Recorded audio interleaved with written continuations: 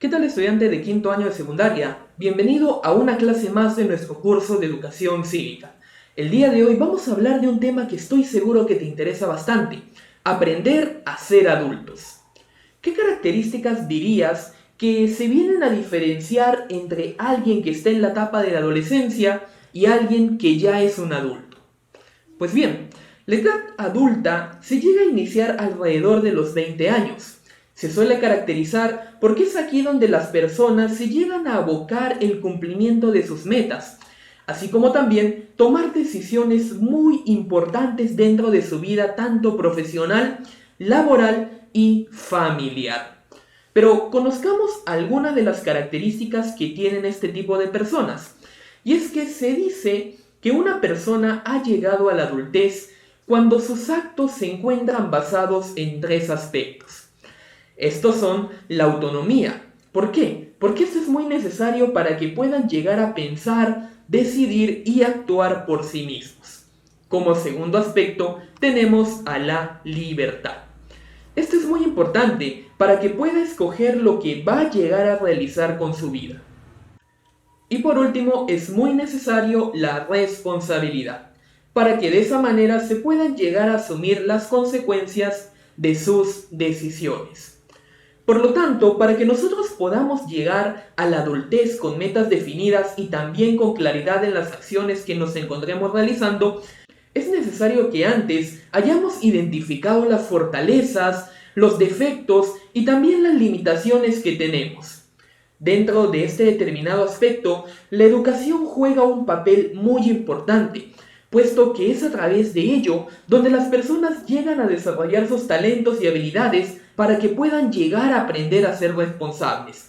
Esto tanto de sí mismas, para que así puedan llegar a concretar un proyecto personal respetuoso junto con su localidad. Hablemos entonces un poquito acerca de un factor muy importante, que viene a ser la libertad personal. Como seres sociales, las personas necesitamos convivir en un grupo para que de esa manera podamos desarrollar nuestras habilidades de comunicación, cooperación, negociación y también el respeto a las normas.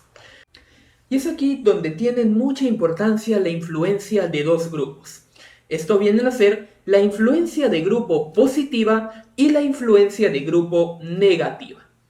Decimos que la influencia de grupo es positiva cuando llega a ayudar a consolidar la identidad y también la autoestima, así como también se encarga de respetar la libertad de sus miembros.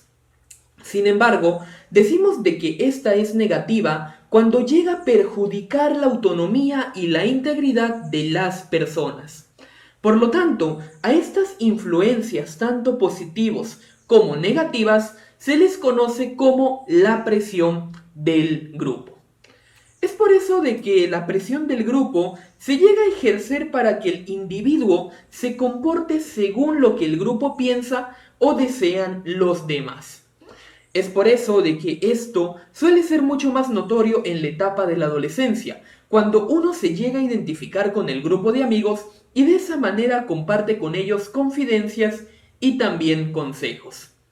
Esto claramente puede llegar a atentar contra la libertad personal de los adolescentes, puesto que en muchas ocasiones se convierten en víctimas de manipulaciones. Por lo tanto, para que nosotros podamos llegar a evitar ese tipo de situaciones, es muy importante aprender a decir que no. Esto sobre todo ante las presiones que son de carácter negativo. Veamos entonces ahora algunas estrategias que nos van a servir para poder hacerle frente a esta presión de grupo. Por ejemplo, es muy importante llegar a desarrollar la libertad de expresión, para que de esta manera podamos manifestar lo que sentimos, lo que pensamos y también lo que deseamos. Así también es muy importante llegar a fortalecer nuestras habilidades para que de esa manera podamos comunicarnos de una forma directa, franca y abierta con personas de diferentes grupos. También podemos aceptar las limitaciones personales, asumiendo que solamente podemos superarnos cuando nos llegamos a fijar metas y luchamos por ellas. Y también es muy importante las demás recomendaciones que estamos viendo también aquí en pantalla. Muy bien, Ahora que hemos visto entonces acerca de algunas estrategias para enfrentar esta presión, hablemos de lo que vienen a ser las creencias. Las creencias son convicciones, es decir, ideas que vienen a ser asumidas como verdades, las cuales nos van a permitir actuar y manejarnos alrededor de un determinado grupo.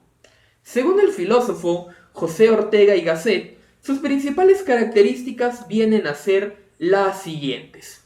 Por ejemplo, decimos de que son pensamientos, los cuales se encuentran fuertemente arraigados en la mente de cada persona y que con el tiempo llegan a ser causa de nuestro comportamiento. También se encuentran relacionados estrechamente con la realidad. Luego, podemos decir de que se instalan en nuestra mente como producto de una herencia cultural, es decir, la tradición y las circunstancias. También se dice que estos pensamientos no siempre se llegan a formular expresamente, sino que más bien operan desde el fondo de nuestra mente. Esto generalmente se hace cuando llegamos a pensar, son los supuestos básicos de las argumentaciones, y cuando llegamos a actuar, viene a ser el sustento de nuestra conducta. Y por último, decimos de que éstas se desarrollan en múltiples ambientes de la vida. Por ejemplo, existen creencias religiosas, científicas, filosóficas, políticas, entre muchas otras.